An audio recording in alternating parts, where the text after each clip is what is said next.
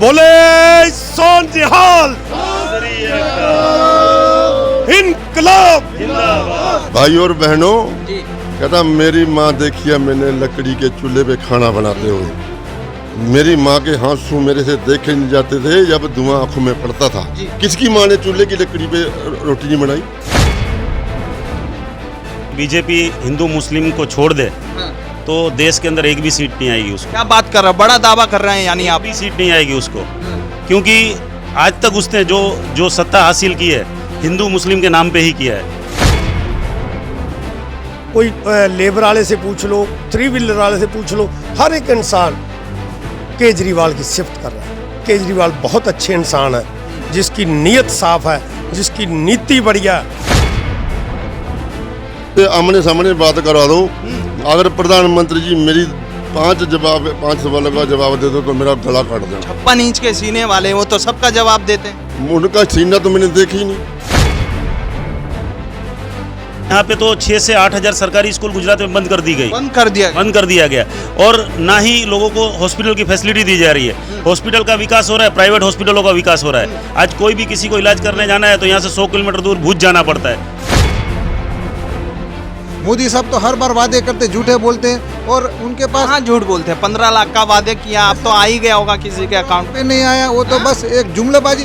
उनके home minister साहब खुद बोलते हैं, बोले वो तो 15 लाख का एक जुमला था। तो भाई नमस्कार, आप देख रहे हैं न्यूज डिक्शनरी। इस समय हम अवड़ा साहब विधानसभा में हैं और मेरे पीछे देख रहे हैं ये आम आदमी पार्टी से जुड़े हुए लोग हैं। एमएलए साहब हैं और हमारे साथ पृथ्वी सिंह है। इन सभी से जानेंगे कि आने वाले समय में जो विधानसभा चुनाव होंगे उसमें क्या ये अपनी राय रखते हैं। आइए जानते हैं क्या लग रहा है सर, आने वाले चुनाव में जो विधानसभा चुनाव होंगे उसमें क्या रणनीति है आप लोगों की।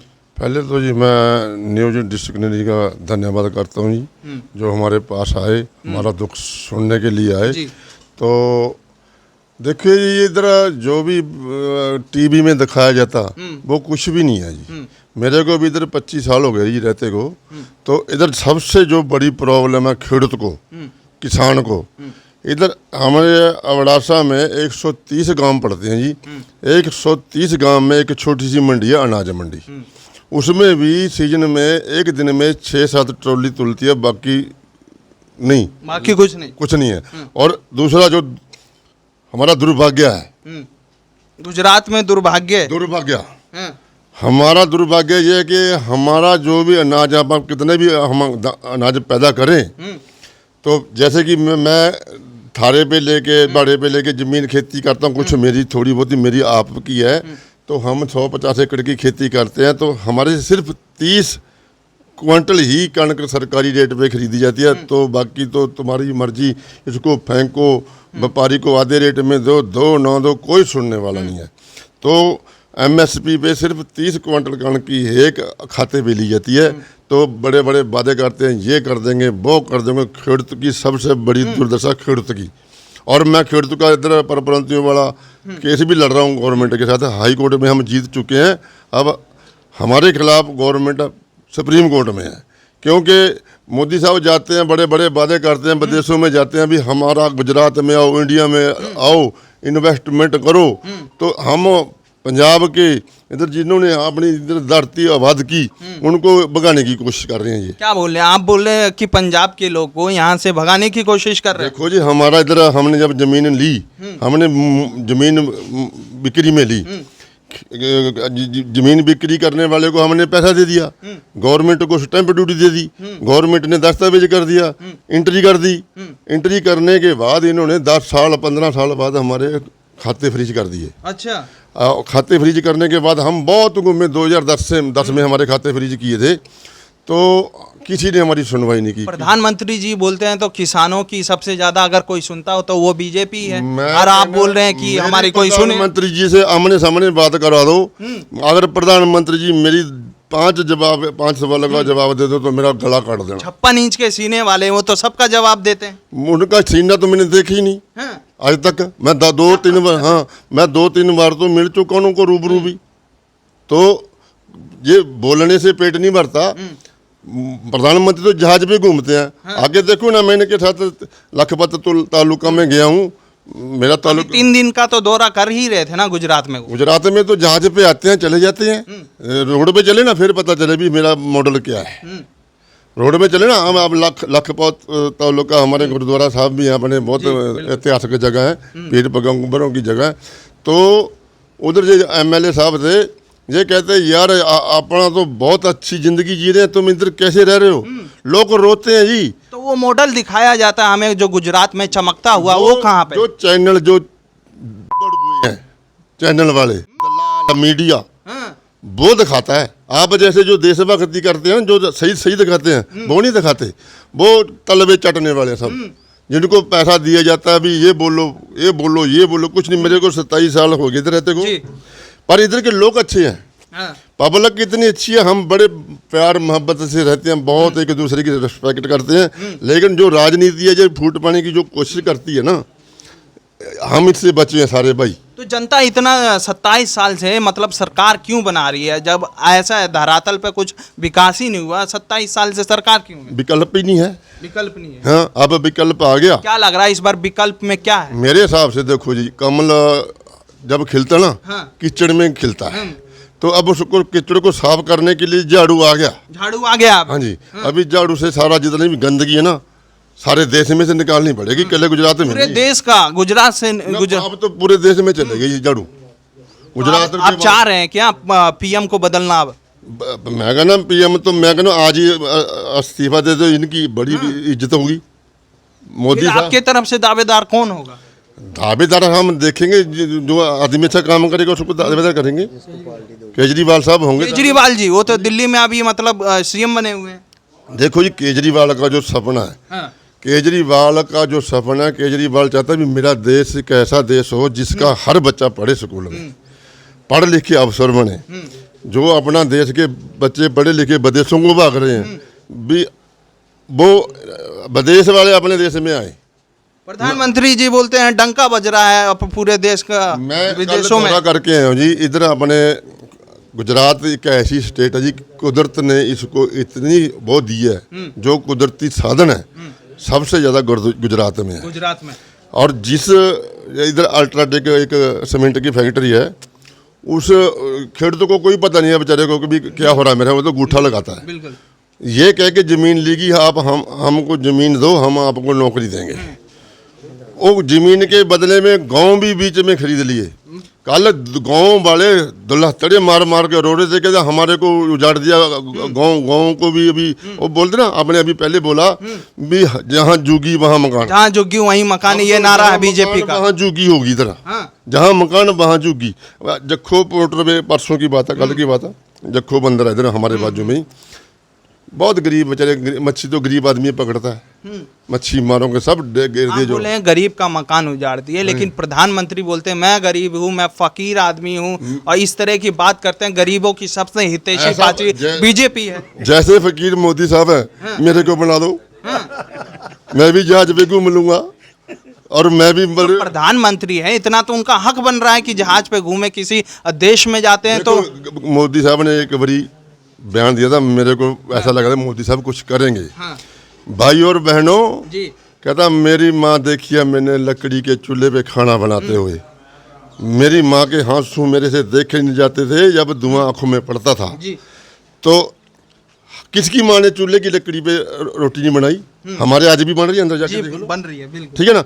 हम सिलेंडर देंगे, घर घर जाके सिलेंडर देंगे। अब हमारे से सिलेंडर नहीं भरा जाता। जब 400 का सिलेंडर था, जब नंगे होके नाचते थे जी, अब 1100 का सिलेंडर। तो ये भी लगाया जाता है, ये महंगाई, सिलेंडर, पेट्रोल के दाम विपक्ष वाले इसलिए उठा रहे हैं ताकि उनको हराया जा सके बीजेपी को। लेकिन ऐसा तो बीजेपी की तरफ से आरोप तो लगता ही है ना। मैं छोटा सा खेड़ तो ही, पहले मेरी खेती का जो डीजल लगता था, सारे डीजल 30-40 हज़ार के सारा खेत मेरा खेड़ी हो जाता था। अब वही डीजल मेरे को 1.5 लाख रुपये से 1.5 लाख रुपए का। हाँ जी, कहाँ से वो 1.5 लाख कहाँ से आएगा? मेरी तो जो इनकम होती है तो डीजल में चली जाती है जी, डीजल ही में बचत ही चली जाती है जी। तो ये देखो जी, मोदी साहब को तो मैं यही बोलूँगा अभी, कृपया करके अगर आपसे कुछ नहीं बनता इस्तीफा दे दो, देश को बच जाएगा, अगर आपकी भी इज्जत रह जाएगी। क्या लग रहा है सर, इस बार गुजराती भाई किस ओर जा रहे हैं? पहले तो मैं पंजाब के एमएलए जो जीरा से हैं नरेश कटारिया जी, उनका बहुत बहुत धन्यवाद देता हूं कि लगातार 3-4 दिन से लखपत तालुका का विजिट कर रहे हैं और लगभग 38 से 40 गांव में गए हैं। उन्होंने ये हकीकत देखी और आज बयां भी किया उन्होंने कि भाई अबडासा के लोग किस हालत में रह रहे हैं। अबडासा के लोग लगभग 95% लोग मुफलिसी की हालत में रह रहे हैं। और आज 2 दिन पहले एक बहुत बड़ा हादसा हुआ, जो सबसे बड़ा मच्छी मारों का बंदरगाह था जखौ पोर्ट, वो प्रशासन ने बिना वजह तोड़ दिया और वहाँ के लोगों को कम से कम 2 से 3 हज़ार लोग हैं। कुछ तो कारण होगा ना तोड़ने का, प्रशासन कोई कारण नहीं है, खाली पॉलिटिक्स है इसके अंदर कि भाई एक तरफा वोट लेना है, इसके लिए किसी खास धर्म के लोगों को निशाना बनाया जा रहा है। जबकि जखौ पोर्ट के अंदर 60% लोग हिंदू रहते हैं और जो अलग अलग जिलों से आए हुए हैं, बिजनेस पर्पस से आए हैं, उनका वहाँ पे राशन कार्ड है, आधार कार्ड है, वोटिंग कार्ड है, वहाँ पे वोटिंग होता है और प्लस वहाँ पे स्कूल है, वहाँ पे बच्चे पढ़ते हैं। अभी सरकार ने ये नहीं सोचा कि वो उसके बच्चे कहाँ पढ़ेंगे, कहाँ रहेंगे, ना तो उनको रहने का इंतजाम किया, ना खाने पीने का इंतजाम किया। सीधा आए 1 दिन पहले 2 दिन पहले नोटिस दिया गया और तीसरे दिन पूरा का पूरा डिमोलिशन यहाँ के तंत्र के द्वारा किया गया। आप कह रहे हैं कि इसमें धर्मवाद किया जाएगा, लेकिन एक विकास का नारा है बीजेपी का, सबका साथ सबका विश्वास, सबका विश्वास, तो कैसे हो सकता है किसी धर्म पे टारगेट किया जाए? अगर मैं बोलता हूँ बीजेपी हिंदू मुस्लिम को छोड़ दे तो देश के अंदर एक भी सीट नहीं आएगी उसको। क्या बात कर रहे हैं, बड़ा दावा कर रहे हैं यानी आप? एक भी सीट नहीं आएगी उसको, क्योंकि आज तक उसने जो सत्ता हासिल की है हिंदू मुस्लिम के नाम पे ही किया है, धर्म को आधार बना के झगड़ा लगा के, झगड़ा फसाद लगा के। अभी आज जखौ बंदर जो है उसके ऊपर आज मुसलमान ही नहीं 60 से 70% लोग हिंदू जो आज बेरोजगार हो गए, बिजनेस करते थे, आज बिजनेसमैन लोगों को भी हैरान किया जा रहा है। जो छोटे छोटे उद्योग कर रहे हैं, 2-4 लाख 5 लाख लोन लेके मच्छी पकड़ रहे हैं, आज उनके जहाज खाली नहीं होने दिए। 2000 जहाज रास्ते में जो मच्छी लेके आ रहे हैं उनको खाली नहीं करने दिया जा रहा है। मतलब बहुत बड़ा देश का अर्थतंत्र का नुकसान किया जा रहा है, अबडासा का नुकसान किया जा रहा है। अबडासा वैसे ही पूरे गुजरात में बहुत पीछे है।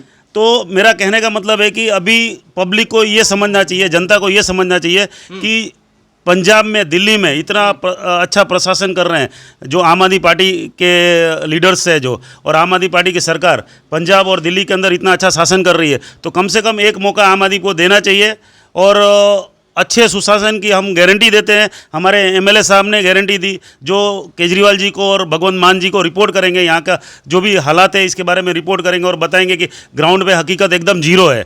ये तो आप बोल रहे हैं ना कि हम आने वाले समय में अगर यहाँ पर विधानसभा चुनाव होंगे तो ये काम करेंगे, लेकिन आप पॉलिटिशियन हैं, मान लीजिए किसी एक पार्टी से जुड़े, जनता कैसे विश्वास करे? जनता आज परेशान है, त्राहिमाम है। जनता के मतलब यहाँ के गांव के लोगों को एमएलए साहब ने खुद देखा और हम लोग तो 2-3 महीने से विजिट कर रहे हैं। गांव के लोगों के पास न तो गांव में जाने के लिए प्रॉपर रोड तक नहीं है, रोड भी नहीं है, कच्चे रोड है। बरसात में समझो कि वो कट हो जाते होंगे पूरे, ये तालुका प्लेस से या दूसरे बड़े सिटी से कट हो जाते होंगे। कोई हॉस्पिटल नहीं है, उनको संवैधानिक हक भी नहीं मालूम है कि आज उनको क्या लड़ाई करके लेना चाहिए, नहीं लेना चाहिए। संविधान के जो हक है वो एक भी, मेरे को लगता है 1% भी गाँव तक नहीं पहुँच रहे हैं। बीजेपी वाले तो संविधान के पर थोड़ी चलेंगे, वो भी तो संविधान के हक में ही चलते हैं ना। आज सर देश आज़ाद हुआ था, संविधान बनाया गया था। संविधान को हमको ऐसा लगा था कि देश आज़ाद हो रहा है, अंग्रेज जा रहे हैं देश से, अंग्रेजों से अच्छा शासन होगा, लेकिन मैं तो बोलता हूँ कि अंग्रेजों से भी बुरा शासन है। क्या बोल रहे हैं, बुरा शासन अंग्रेजों से? लेकिन देश तो आज़ाद है। अंग्रेज जब थे, जिसको भी पब्लिक को रखते थे उनको फ्री इलेक्ट्रिसिटी देते थे, उनको खाने का प्रबंध करते थे, उनको स्कूल का अच्छे क्वालिटी का स्कूल का प्रबंध करते थे। लेकिन यहाँ पे तो 6 से 8 हज़ार सरकारी स्कूल गुजरात में बंद कर दी गई, बंद कर दिया गया। और ना ही लोगों को हॉस्पिटल की फैसिलिटी दी जा रही है। हॉस्पिटल का विकास हो रहा है, प्राइवेट हॉस्पिटलों का विकास हो रहा है। आज कोई भी किसी को इलाज करने जाना है तो यहाँ से 100 किलोमीटर दूर भुज जाना पड़ता है, और भुज के अंदर कम से कम एक परिवार को 10,000 से कम खर्चा नहीं लगता है। जबकि गरीब आदमी 10,000 कहाँ से लाएगा, कर्जा करके जाता है। आज मेरे को लगता है अबडासा के लोग सब कर्जदार है, सब कर्जदार हैं। ज़्यादातर लोग 90% लोग कर्जदार है, कर्जा लेकर कोई काम करते हैं। अंसारी जी बड़ा दावा कर रहे हैं कि यहाँ के स्कूलों को बंद कर दिया गया, तकरीबन 6,000 स्कूलों को बंद कर दिया गया। कैसे देख रहे हैं आप? ये पंजाब में भी और दिल्ली में भी बहुत सारे प्राइवेट स्कूल बंद हो गए। क्यों हो गए? दिल्ली में और पंजाब में ऐसे स्कूल बना दिए आम आदमी पार्टी ने,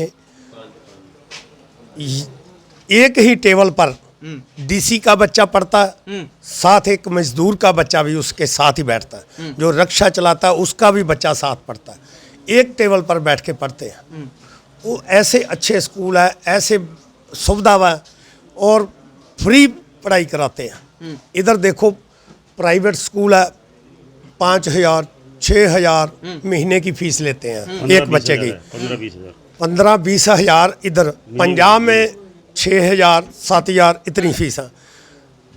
जो सारा मिला के जो सुविधा दे रहे हैं हर घर को, छोटे से छोटा बड़े से बड़ा, हर घर को 20 से 25 हज़ार का फायदा हो रहा है। क्यों ना लोग आम आदमी पार्टी को लेके आएंगे सरकार, क्योंकि हर आदमी को जो 20-25 हज़ार का फायदा हो गया। एक वहाँ किसी से पूछ लो, दिल्ली किसी भी कोई लेबर वाले से पूछ लो, 3 व्हीलर वाले से पूछ लो, हर एक इंसान केजरीवाल की सिफत कर रहा है। केजरीवाल बहुत अच्छे इंसान है, जिसकी नीयत साफ है, जिसकी नीति बढ़िया है, इसलिए लोग केजरीवाल जी को लेके आएंगे। सर एक सवाल ये है कि ऐसा क्या कारण रहता है कि जैसा बता रहे थे 6,000 यहाँ पर गुजरात में टोटल स्कूल बंद हो गए, क्या ऐसा कारण रहता है ये स्कूलें बंद हो रही है? पंजाब और दिल्ली में है वहाँ प्राइवेट स्कूल बंद हो रहे, क्योंकि सरकार बढ़िया स्कूल बना रही है, बहुत अच्छे स्कूल, हर एक सुविधा स्कूल में। इधर प्राइवेट को प्रमोट कर रहे हैं, क्योंकि वो इनके जो बीजेपी के जो अध्यक्ष हैं, जहाँ जो उनके वर्कर हैं, उनको फ़ायदा देने के लिए उनके स्कूल उनको सरकारी बंद करके उनको फ़ायदा देने के लिए वो स्कूल बंद किए हैं जो सरकारी। और ऐसे जो गरीब आदमी है, गांव में रहता, मैं बहुत घर घर में बच्चों को भी पूछा, इतनी दूर पैदल चल के जाते हैं, पैदल जाके वो तो इतना चल के जाते, थक जाते, पढ़ेंगे कैसे, पढ़ाई कैसे करेंगे? और खाने पीने की कोई अच्छी चीज़ नहीं है, क्योंकि उनको कोई कमाई का साधन बनेगा, कोई कारोबार नहीं है, तो वो अच्छी चीज़ क्या खाएंगे? कुछ खाएंगे नहीं, कमज़ोर है। सभी देखते हैं, मैं तो देख रहा हूँ पंजाब जैसे बहुत कम है, 1-2% है लोग जो पंजाब के जैसे पंजाब के नौजवान खूब ऊंचे लंबे, ऐसे तो गुजरात में मैं कोई देखा ही नहीं। इसलिए नहीं देखा क्योंकि यहाँ गरीबी है, गरीबी को दूर करना है। आम आदमी पार्टी की सरकार लेके आओ। आप याद करोगे गुजरात वालों, कोई आम आदमी पार्टी का बढ़िया जो नेता है जो तो आपके दर्द को समझ सकता है, सिर्फ केजरीवाल है। क्या कहना चाहेंगे सर, क्योंकि बीजेपी आपके सामने एक पहाड़ की तरह ही समझ लीजिए, क्या आम आदमी पार्टी टक्कर दे पाएगी क्या? पहले तो मैं न्यूज़ डिक्शनरी का धन्यवाद करता हूँ। जो हमने गांव देखे हैं, ठीक है, उसके सारे गांव वाले तैयार हैं आम पार्टी लाने के लिए। ये आम पार्टी को लाते हैं, जब जिस तरह पंजाब में 3,000 रुपया देते हैं, बुढ़ापा पेंशन 3,000 रुपये देते हैं, ठीक है, और लेडीज़ को 1,000 रुपया आगे अगले महीने दे रहे हैं। बस सफ़र लेडीज़ के लिए फ्री है। स्कूल जो सरकारी स्कूल है बहुत बढ़िया बने हैं, उसमें भी पढ़ाई फ्री है। जो सेहत सहूलत है वो भी फ्री है। डॉक्टर बहुत बढ़िया है, हॉस्पिटल बढ़िया बना रहे हैं। क्या कहना चाहेंगे सर, आम आदमी पार्टी क्या लग रहा है गुजरात में इस बार अपनी पकड़ बना पाएगी? बिल्कुल बना पाएगी। हम गाँव में गए घूमने के लिए, सभी यही कह रहे हैं कि हम आम आदमी पार्टी को लाएंगे। अगर लगाएंगे आम आदमी पार्टी को वोट देंगे, जो इसने 25 सालों में भाजपा ने किया वो केजरीवाल साहब 5 साल में थे करके दिखलाएंगे। 5 साल? हाँ, जो कहते हो करके दिखाते हैं। ये इसके जैसे ऐसे नहीं कहते हैं कि भाई हम क्या कर देंगे वो कर देंगे। जो बोलेंगे करके दिखाएंगे। अगर नहीं दिखाएंगे आगे से वोट नहीं देना। 27 साल से यहाँ पे राज है और आप गांव-गांव घूम रहे हैं, क्या लग रहा है 27 सालों का विकास कैसा है यहाँ का? बिल्कुल विकास नहीं है। हम तो चेता भूल गए पंजाब से आपका विकास जो हुआ है 6 महीने में, अगर बनाकर उसका मूवी बनाकर लाते ये तो दिखाते ये विकास होता है। यहाँ तो रोड में जाते हैं, इतने खड्डे हैं, गाड़ी फूटने का डर रहता है, गाड़ी चला नहीं पाते हैं। बहुत बुरा हाल है यहाँ पे। बहुत बुरा हाल, बिल्कुल बहुत बुरा हाल है जी। क्या लग रहा है सर इस बार गुजरात में क्या होगा? इस बार गुजरात में केजरीवाल साहब की सरकार आएगी, क्योंकि पहले कोई ऑप्शन नहीं था। अब कांग्रेस के लोग हैं, जो भी विधायक जीतते हैं वो बिक जाते हैं, इसलिए इस बार तो सब पब्लिक ने मन बना रही है कि इस बार केजरीवाल सरकार ही आएगी, क्योंकि सब लोग परेशान हैं। इतनी महंगाई, इतने लोग परेशान, इतना करप्शन। आपको एक मामूली सा जैसे ये मकान की गांव में लाल चौपड़ी बनाते हैं, जो उसको वो बनाना आपको 3-3 हज़ार रुपये लेते हैं, हालांकि उसका 5 रुपये सरकार में जमा होता है। राशन कार्ड बनाना है आपको तो 3 हज़ार रुपये लेंगे। और केजरीवाल साहब की सरकार है, वहाँ हमने सुना है कि आप फ़ोन करो तो घर पे आके राशन कार्ड, पान कार्ड वो बना के जाएंगे। आप रात को 11 बजे फ़ोन करो तो 11 बजे आएंगे। इसलिए वो सुविधा हमको बहुत अच्छी लगी केजरीवाल साहब की सरकार की। अभी एक मरीज बीमार था यहाँ कच्छ से भी, उसकी कैपेसिटी नहीं थी इधर दवाई कराने की, तो हमने पता किया कि दिल्ली में उसका इलाज हो सकता है, उसका कुछ खर्चा ज़्यादा था 16 लाख ऐसा। तो उधर पता चला कहीं से भी आओ फ्री इलाज करा के जाओ। अभी वो मरीज उधर दवाई करा रहा है फ्री। तो हमको ऐसी सरकार कहाँ मिलेगी? केजरीवाल साहब ही दे सकते। इसलिए हम तो ये पब्लिक से हाथ जोड़ के निवेदन करते हैं कि एक मौका तो दो केजरीवाल साहब को। मोदी साहब तो हर बार वादे करते, झूठे बोलते हैं, और उनके पास कहाँ झूठ बोलते हैं? 15 लाख का वादे किया, अब तो आ ही गया होगा किसी के अकाउंट पे नहीं आया। वो तो बस एक जुमलेबाजी। उनके होम मिनिस्टर साहब खुद बोलते हैं, बोले वो तो 15 लाख का एक जुमला था। तो भाई इतने बड़ा पद पे बैठा हुआ इंसान जुमलेबाजी करे तो अब कैसे विश्वास करे? और दूसरा, उनके पास मस्जिद, मंदिर, पाकिस्तान के सिवा मुद्दा क्या है? एक खाली विकास का कहीं तो बताओ। ये तो हर चीज बेच रहे हैं। आप बोले पाकिस्तान देश मजबूत है, तभी तो बोलते हैं कि पाकिस्तान थर थर काँप रहा है। अरे थरसा तो इंदिरा जी ने 2 टुकड़े कर दिए थे। एक रात में पता है लाहौर तक हमारी सेना तो पहुंच गई थी। अभी तो सेना को भी बदनाम कर रहे हैं। कहीं भी वो कभी भी कोई भी फंक्शन हो, खुद के पे सब सारा सहयोग खुद लेना चाह रहे हैं। काम करती है सेना और खुद अपने पे सह लेना चाह रहे हैं। तो इसलिए हम तो उससे सब पब्लिक से निवेदन कर रहे हैं कि एक मौका केजरीवाल साहब को दो। बोले सोनिहाल, इनकलाब जिंदाबाद, इनकलाब एक मौको जिस तरह आपने ये वीडियो में सुना कि किस तरह से यहाँ पर विकास मॉडल जो बताया जाता है कि 27 साल में एक लंबा अरसा होने के बाद भी यहाँ पर नहीं पहुँचा। ग्राउंड रिपोर्टिंग हम गांव-गांव में जाके कर रहे हैं और हकीकत जो है आप तक पहुँचा रहे हैं। इस वीडियो के बारे में क्या कहते हैं आप अपनी राय ज़रूर बताएं।